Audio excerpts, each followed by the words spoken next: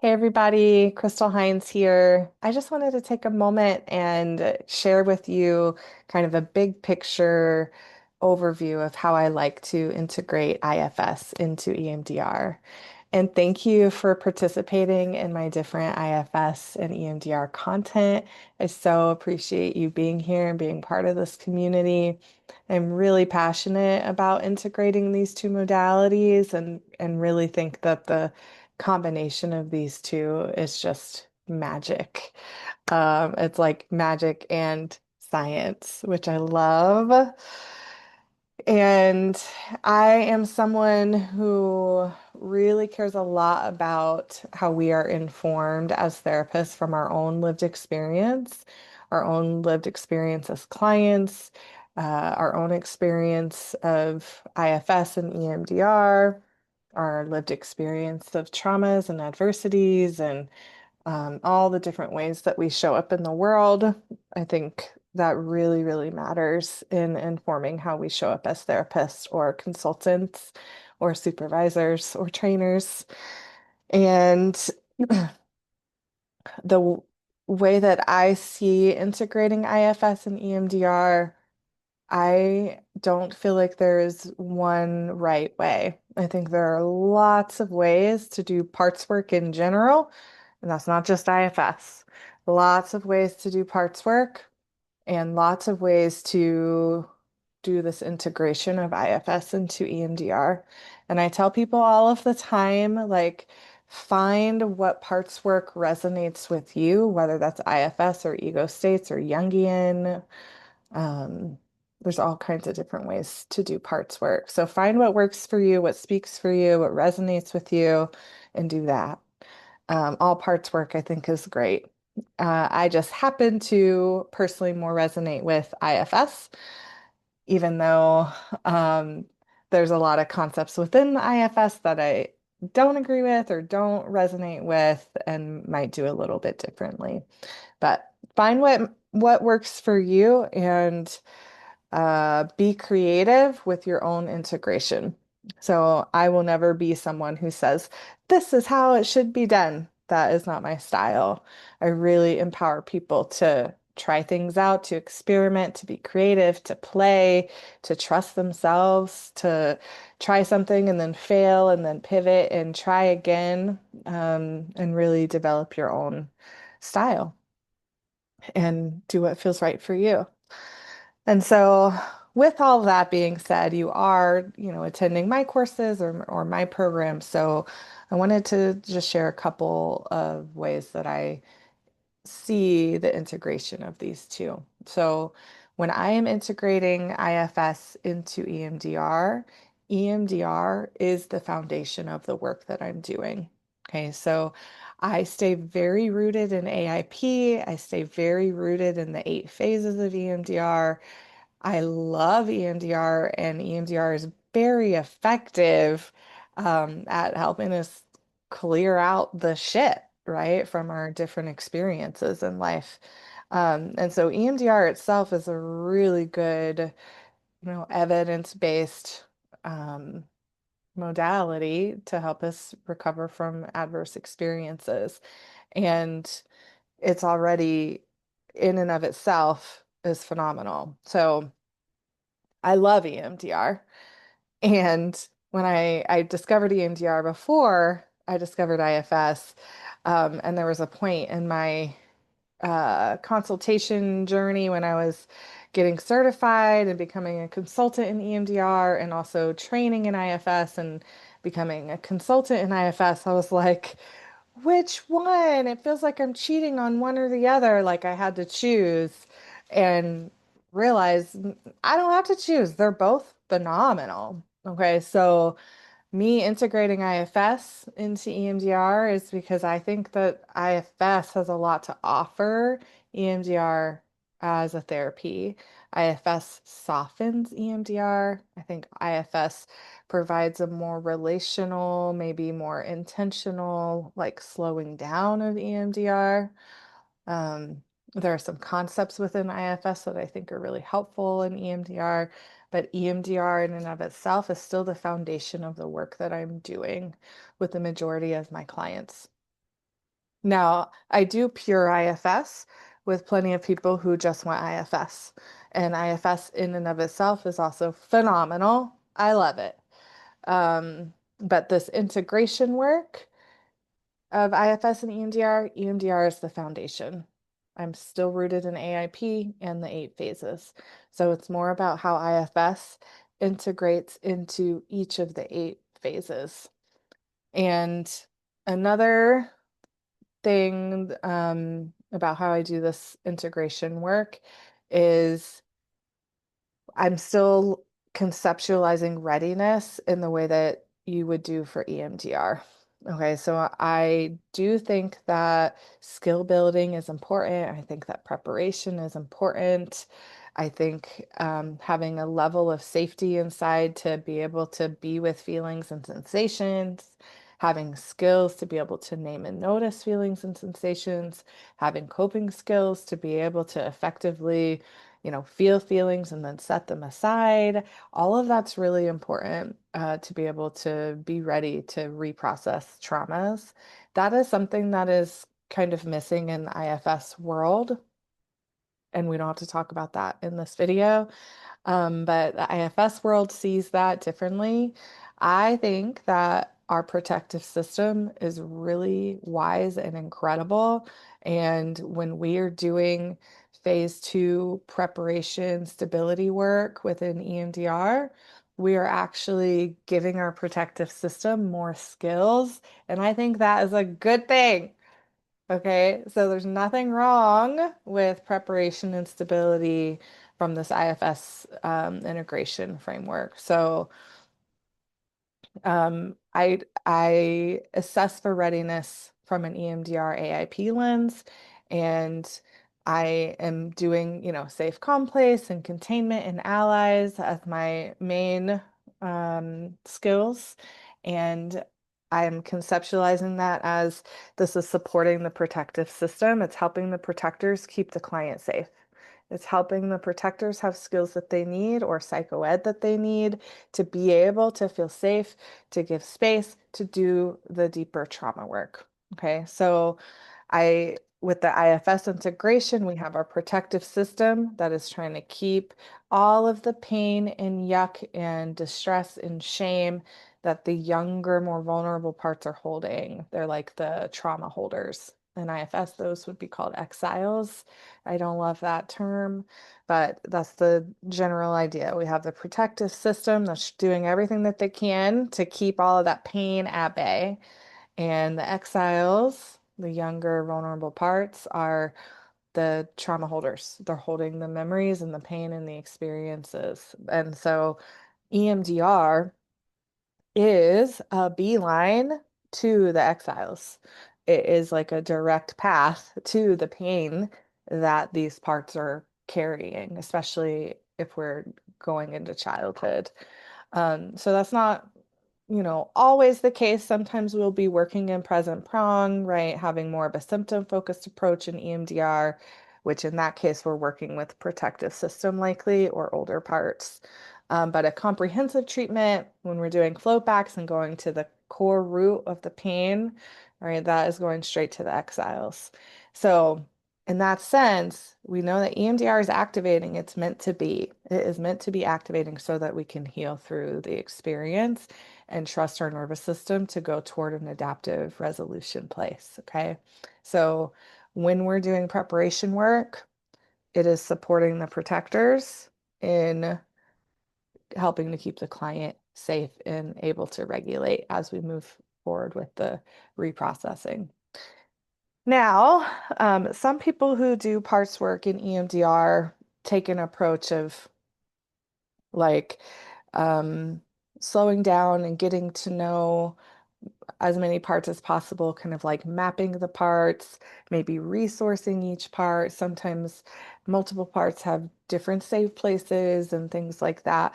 If you do it that way, I think that is also totally fine. I have dabbled and experimented with different ways of doing parts work in EMDR over the years. And for me, where I'm at this point is I trust the basic kind of ways that we help get people ready for EMDR. And I listen out for protectors who come up who might be blocking the work in some way. And then when I notice those protectors, then I turn toward them and work with them directly. And so I don't do as much like proactive, preventative kind of preparation work with parts. I do the basics for EMDR readiness, and then I listen. I call this being a parts detector. I listen out for protectors as I'm getting to know the client and their system, as we're building skills and preparing and doing psychoed, all of that. I'm listening out for protectors who might be like, uh, I don't want to do this. We're not doing this. Any kind of blocking energy that could be coming up from the client. So I'm tuning in to how parts might be showing up. Now, when parts show up, then I turn toward them and say, hey, could we spend a little time getting to know this intellectual part who seems to not want you to feel your feelings? In IFS, one thing I love, there's always asking for permission to be with a part. There's consent regularly, which I think is so important. It's a really good addition to EMDR, um, in a more like direct, explicit way. And so if I notice a part, I say, can I notice you want to name and notice the part and then can we get to know this part? Okay, so then you want to understand who the part is, what their job is. There's lots of different questions you can ask, but really just let your curiosity guide the way. And the main thing that you're wanting to understand is what is their role and what is their fear underneath it? Like, what are they concerned will happen if they stop over intellectualizing? Oh, client's going to be stuck or overwhelmed by the feelings and they won't be able to cope. Well, that makes so much sense, right? Like when you understand like what the fear is behind the behavior, and they're like, I don't want them to be overwhelmed and not be able to go to work. And I'm like, same. We agree, actually. I want to make sure that client doesn't get overwhelmed by the feelings in EMDR. That's why we have all these 8 phases, right? So we don't leave people just like flooded and stuck in their feelings. We want to help them move through it safely. And so many, many times, almost always, when I'm getting to know these protectors and understanding what their concerns are, it's like, yeah, I agree with you. So how can we come together collaboratively?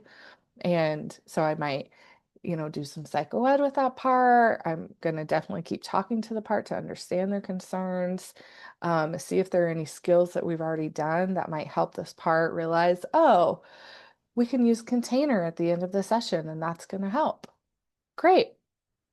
Or maybe I can invite the intellectual or distractor or even dissociative one to come in at the end of the session to help me with phase 7 closure. Okay, so I'm really curious and very respectful of these protective parts, and I am listening out for them regularly, not necessarily preemptively, but I'm listening out and I turn toward them when I notice that they're there. Obviously, that's going to come with time. So please go easy on yourself. You're not necessarily going to pick up on parts all the time. And we don't always have to work with every part. It really just depends on if they're blocking. And again, that goes back to I stay rooted in EMDR because EMDR is really great and effective. And so if part is like, yeah, I'm good, let's try this, then I'm not doing parts work. We're doing EMDR. Okay, so I do parts work with the intention to help those parts feel safe, to give space so we can do EMDR. Okay. Um, EMDR is great. So I work with the parts, collaborate with the parts, do whatever we need to help them to feel safe, to move into reprocessing. I also do parts check-ins regularly. So I do a parts check-in at the beginning of phase 3 before I start activating the memory. And just say, I want to check in and see if any parts have any concerns about moving into this work. Okay, so I'm going to do parts check-in. That's one preemptive thing I do because I've learned it helps to get a sense of like how our parts doing before we dive in. And then I do a parts check-in at the end during phase 7 closure. Just want to check in, see how parts are doing. I might invite parts to come back into the session and help with closure, or maybe we just cleared a target and I want to see, did the parts witness what just happened? So I'm going to intentionally invite them. So phase 3, phase 7, and then again, phase 8. Phase 8 is so important. It's a way that we're checking how our clients are tolerating the work, in the big picture from session to session, and, as we're re-engaging the target from last time. So phase 8, I ask in those check-in questions, what have you noticed about your parts between, now and our last session? So phase 3, phase 7, phase 8, I'm doing parts check-ins. So that's another big integration piece. And another big way that I see this integration work is when we actually get to a 0-7 clear in EMDR, when we actually clear a target, and we've done, phase 4, phase 5, phase 6. It's very, very similar to what happens in the unburdening healing steps in IFS when the part actually finds the burdens and releases them into the elements and then invites positive qualities back into their body and energy. Um, Unburdening and clearing a target effectively is the same thing. Both of these modalities go at it a bit differently, but I trust, like, if EMDR is the foundation of the work, then I'm doing what we do in EMDR. Okay. I might use some interweaves that are IFS informed interweaves to help to, further witness the parts and their experiences. It really depends on what's coming up in reprocessing with how I might choose to intervene or not. Um, so I'll use IFS interweaves. Anytime there is some expression of self energy, especially in reprocessing, we pause and check in, and the client's like, oh my gosh, I just have so much understanding for this little 6-year-old part of me and how hard that was for them. If they say something like that, that has some self energy, what I'm going to say is, great. I really want you to express that compassion to the part in this next set. Okay, so then we get back into it. And so anytime self energy comes up, then I'm helping client to extend that to the part, because that is so healing when self energy is present enough to be with the experiences of these parts. It's really, really lovely to drop into that relational space in EMDR. And then one other big way that I see this integration work is when so I have a polyvagal nervous system informed lens as well.